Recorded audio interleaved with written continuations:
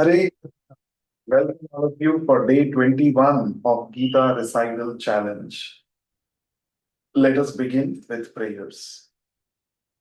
Nama Om Vishnu Padaya Krishna Preshthaya Bhutale Srimate Bhakti Vedanta Swamin Nitinamine Namaste Saraswate Deve Gauravani Pracharine Nirvishesha Shunyavadi Paschatya Deshatarine जय श्री कृष्ण चैतन्य प्रभु नित्यानंद श्री अद्वैत गदाधर श्रीवासादि गौर भक्त वृंद हरे Krishna Krishna Krishna Hare Hare Hare Ram Ram Ram Hare Hare. Let us read an interesting quote from Srila Prabhupada's purport to chapter 18, verse 72. In Bhagavad Gita as it is. Prabhupada writes, Bhagavad Gita is for the devotees only, but it so happens that sometimes a devotee of the Lord will hold open class, and in that class, all the students are not expected to be devotees. Why do such persons hold open class? It is explained here that although everyone is not a devotee, still there are many men who are not envious of Krishna. They have faith in Him as the Supreme Personality of Godhead.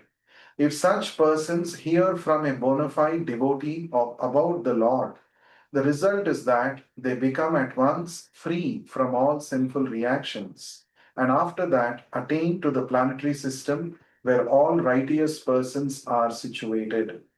Therefore, simply by hearing Bhagavad Gita, even a person who does not try to be a pure devotee attains the result of righteous activities. Thus, a pure devotee of the Lord gives everyone a chance to become free from all sinful reactions and to become a devotee of the Lord. So, from this, we understand that even if one is not a pure devotee, actually, the perfection of life is to become a pure devotee of the Lord and attain to the spiritual world.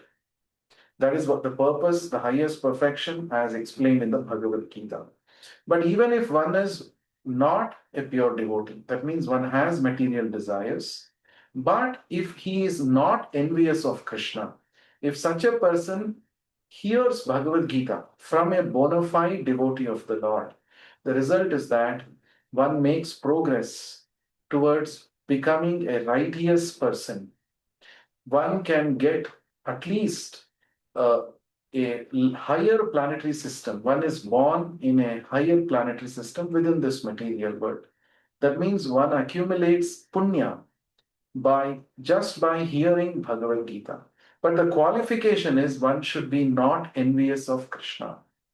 One should not think that Krishna is an ordinary person or Krishna is a great historic personality. I can also become Krishna. These are all symptoms of envy towards Krishna. One should not have this kind of an envious attitude.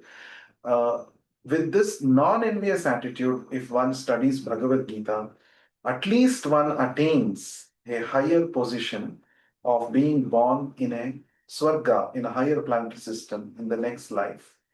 But of course, we don't study Bhagavad Gita to attain this material reward of getting promotion to Swargaloka.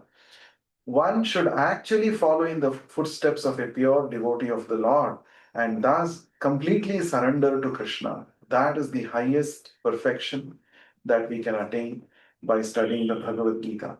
So, how do we follow in the footsteps of a pure devotee? When we study and understand the commentaries written by a pure devotee spiritual master, Acharya, like Srila Prabhupada, we are following in his footsteps, and thus we can also attain the perfection of becoming a pure devotee of the Lord. So let us continue our journey of studying the verses from Bhagavad Gita. So we have the seventh chapter of the Bhagavad Gita, shloka number 16. In yesterday's shloka, we saw four kinds of people who never surrender to Krishna.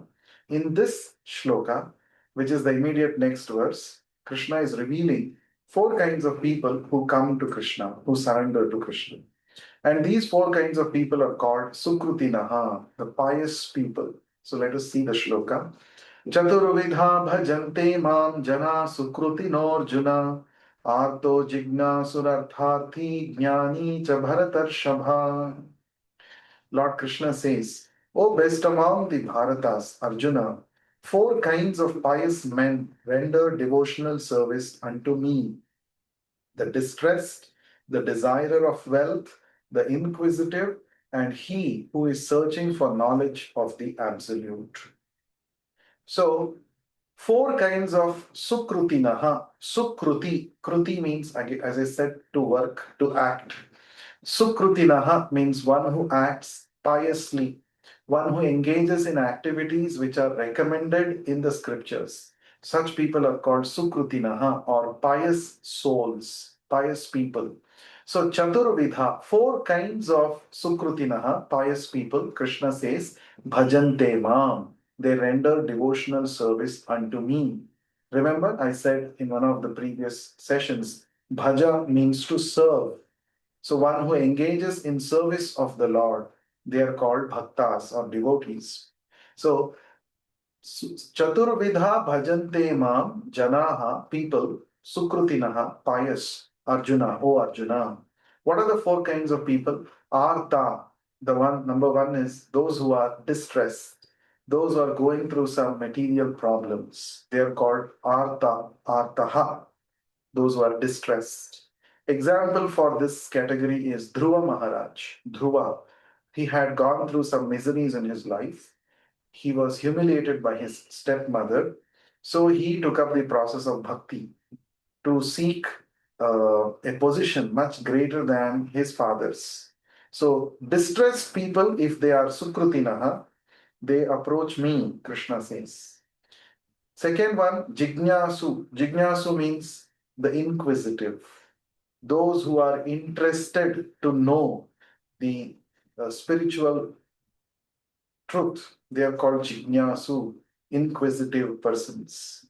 So in the in the Vedic scriptures, we find many examples of those who are inquisitive, right? Every Vedic scripture, whether it is Ramayana, Mahabharata, the Upanishads, or the Vedas, there are people who are inquisitive to know higher values of life. So they are called jignasu. It is a very natural tendency for anybody to also be jignasu. We inquire, we ask, oh, why the sky is blue? Or why there is rainbow? Why the apple fell down? Newton was jignasu. He asked, and then he did a series of experiments and he understood that there is a gravitational force. So, jignyasa, being inquisitive. But instead of being jignasu about so many things, the Vedic scriptures say, athato brahma jignyasa. We have to be inquisitive about the absolute truth, about Krishna. So those who are thus inquisitive can also come to the point of rendering service to Krishna if they are guided by a pure devotee, spiritual master. And then artharthi. Artha means wealth. Arthi means the seeker. The seeker of wealth. They are also a good candidate. They are also a good uh, prospects or candidates for coming to the process of devotional service if they are sukrutinaha, if they are pious, right? So artharthi, the desirer of wealth. So Dhruva Maharaj is again an example for this. He seeked a position much greater than his father's in terms of material standards.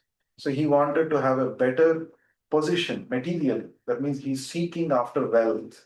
So that is an example for artharthi, right? So seeker of wealth. And then jnani. Jnani means a person who is in search of the knowledge of the absolute. A person who has already understood the knowledge of the absolute. Example for this is Shukadev Goswami. He was a jnani. He was fixed up in spiritual knowledge, but he also got attracted to rendering service to Krishna when he heard Bhagavatam from his father, who was a pure devotee, that is Vyasadeva.